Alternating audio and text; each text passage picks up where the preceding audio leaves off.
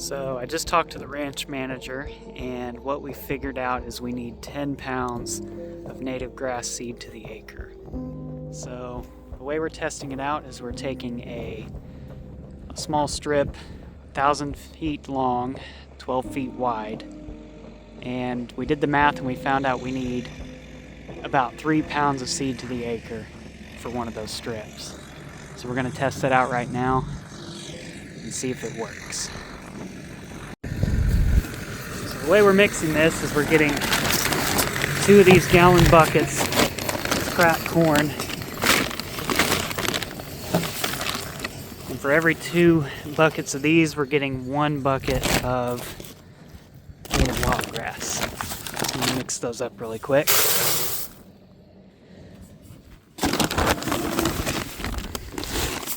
And again, this corn is it's not being planted, it's just meant to give the native grass seeds a little more weight to them, a little more density, so that they can be fed through our planting equipment easier. All right, so that's 2 to 1. We'll get this mixed up here. He said we want to just lay it on top of the ground at first, and then we'll probably take this cultipacker out here to kind of help compress it into the ground more. So this is our cultipacker. This will help us to compress the ground, and it also helps to prevent erosion and puts the seeds more firmly, more securely into the ground, so they don't get dug up as easily or washed away or swept off by the wind. So, very important for our current project. This entire field used to be meant for baling hay. That's why we called it the hay meadow. But now we're converting it into a more native state with wildgrass seeds and some wildflowers mixed in. But with luck, once we get everything into the ground and get everything established, hopefully we'll have a good, thriving little meadow with just native wildgrass and flowers. That'll be more friendly to the wildlife and help restore the land to its more natural setting before agriculture. And I haven't done any reading up on this, but maybe it can also help the soil as well to restore it to its more natural state, because unfortunately we've done some soil testing and the pH is very low. It's below 7. Our soil is unfortunately pretty acidic. Can I ask you something? Yeah. Will this native stuff, will it help the soil? Yeah. It'll It'll build the soil up. Okay. Yeah. Will it raise the pH a little bit? It should raise everything, and then it'll put nitrates in the soil, and you got to keep it mowed 2 years. 1 year. First year you can't let it get over 8 inches tall, because the weeds is basically what you're mowing, because they'll outcompete the native grass. So we'll have a few pollinators in here, but it'll be real short pollinators, so it'll be tall ones. I should have recorded you saying that. Yeah. Let me hit this, and you go ahead. I'd mix it in the bucket. It's easier to stir. Mix 2 to 1, dump it over there, and mix about half that bag.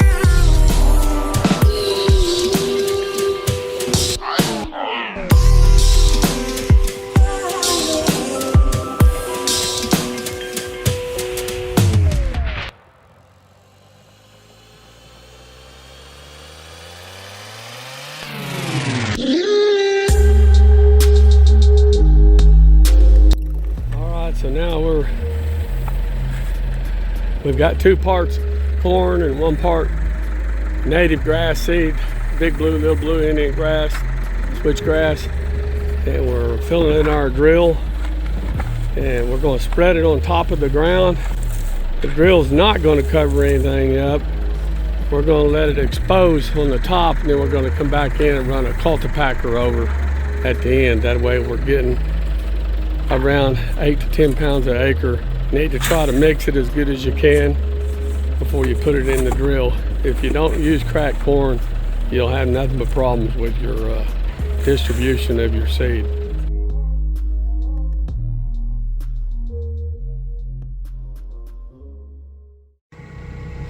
Okay, so I have commandeered the Ford New Holland tractor, and I am trying my hand at spreading these native wildgrass seeds with the grain drill.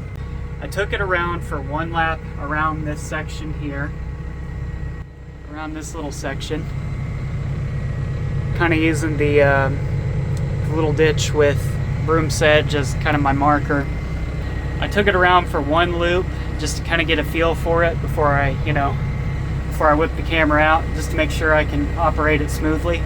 And it actually went pretty well. So I'm using, you can kind of see the tire tracks from the grain drill right there. That's what I'm kind of using as my marker to basically know where to drive. I'm going to continue this piece.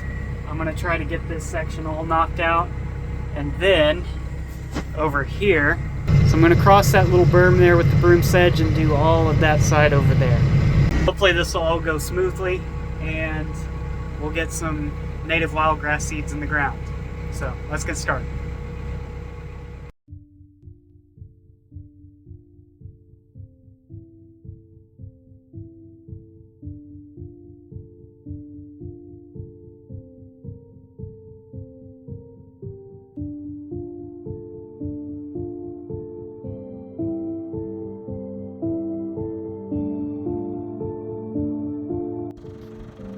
Alright, so I worked this section of the field pretty good. I'll admit it's a little hard to see every single spot that I've been in, but I did my best to cover pretty much every open spot. And then after this is all done, eventually we'll get it cultipacted. But before that, I'm going to cross over to this section over here and get this started.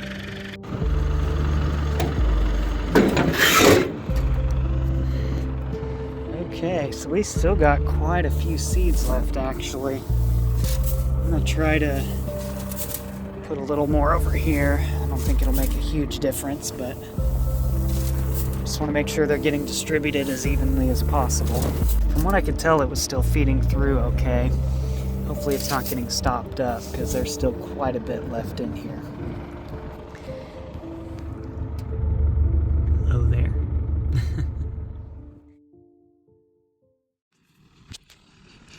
Alright, so the ranch manager has spelled me for a bit. He's going to be taking over.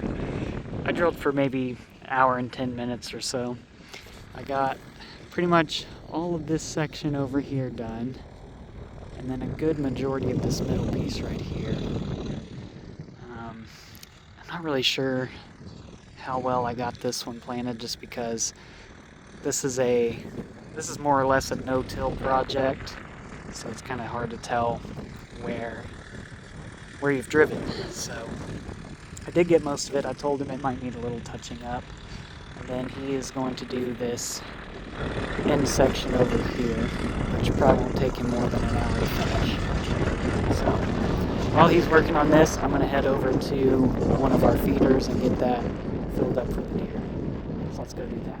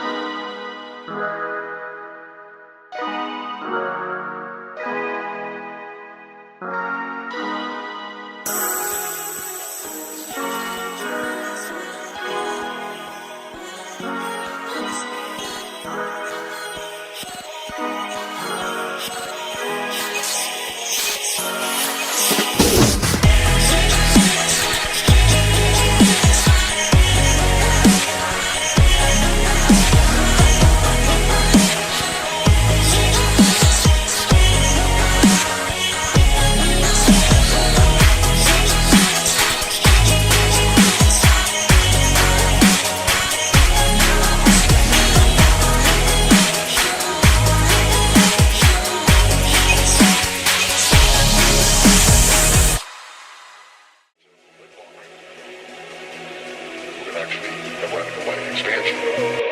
just radical life extension.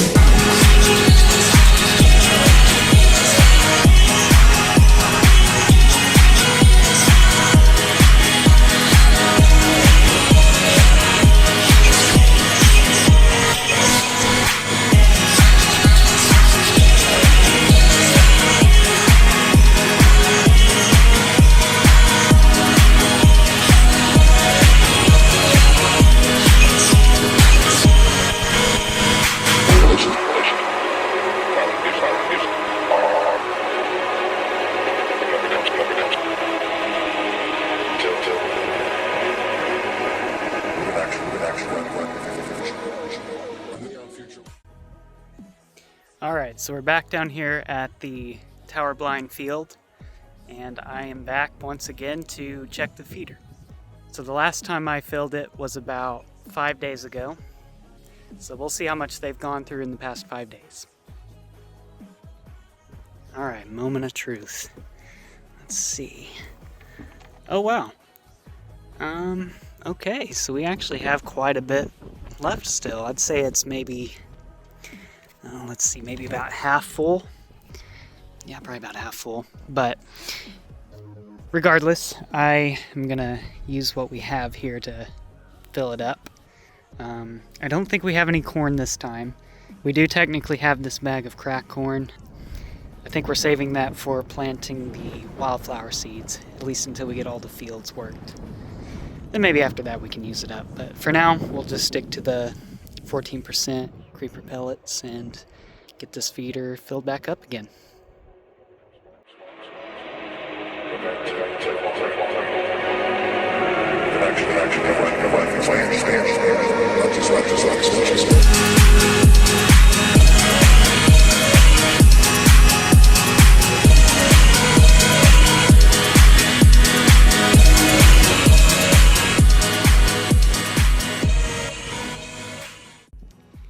Okay, so I was right. It was at right around half capacity, maybe a little over half, because I only put about 2.5 bags worth of feed in there. It could probably take maybe another half bag, but that's close enough. I'll save the trouble of opening a brand new bag. And I might actually take what we have left over to the park and get that feeder touched up as well. So let's close this up. And the deer should be here pretty soon.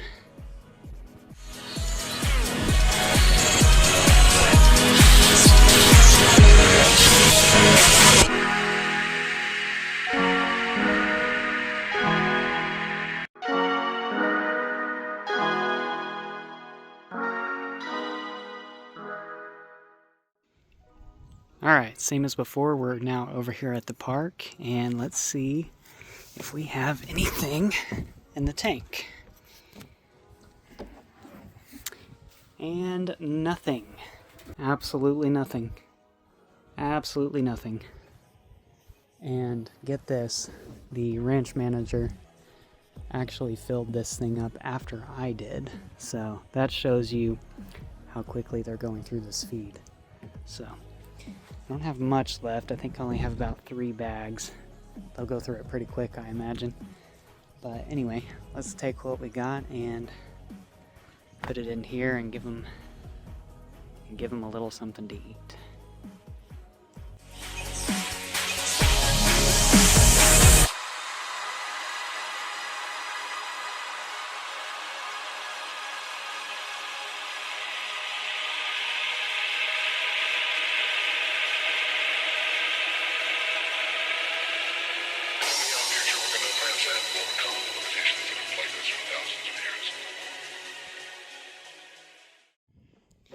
Alright, so just like last time, we filled it up to about full capacity.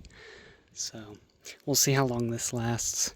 I think next time we'll either have to make an effort to buy more feed or maybe focus more on one feeder at a time since it is the off season. So that's something the ranch manager and I have discussed somewhat briefly. So we'll see what he wants to do when it comes to that. But for now, The tower blind feeder is full and the park feeder is half full. So at the very least, they'll be able to get a bite to eat at both locations.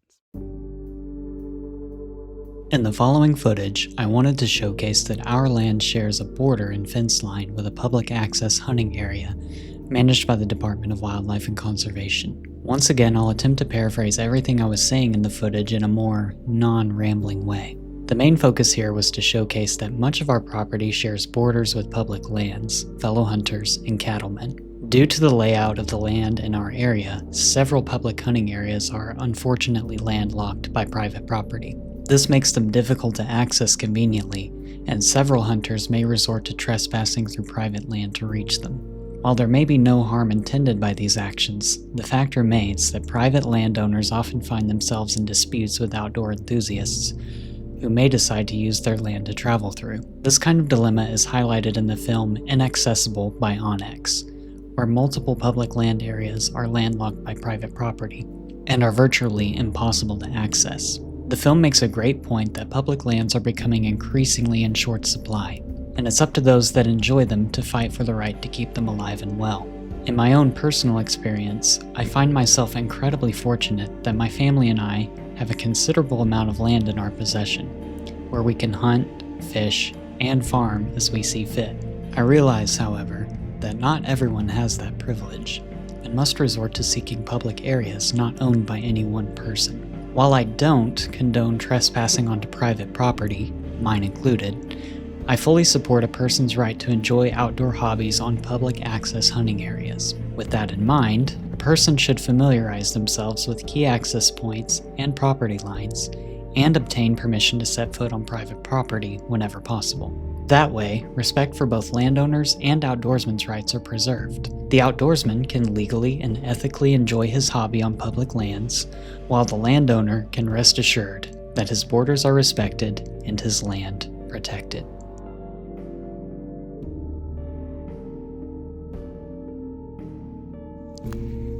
Alright, so you're not going to believe this, but right as I turned around to get back in the truck, I saw this little beauty laying on the ground. Let's see what we got here. It doesn't look super fresh. It's probably... Oh yeah. It's definitely been here a while. You can see some rodents have worked on the tines there, but it doesn't look like a bad little beam. So we'll go ahead and pick this up. I don't think its mate is anywhere around. I mean, it could be, but it's still pretty neat to see something like this. And I touched on this before in our last video, but I hope that by continuing to feed our deer herd that we might get lucky and be able to harvest their antlers fresh off the ground before it ends up like that. So anyways, I thought that was pretty cool. So I've been away for a while, so I better get back up the hill and check up on the ranch manager, make sure he's okay.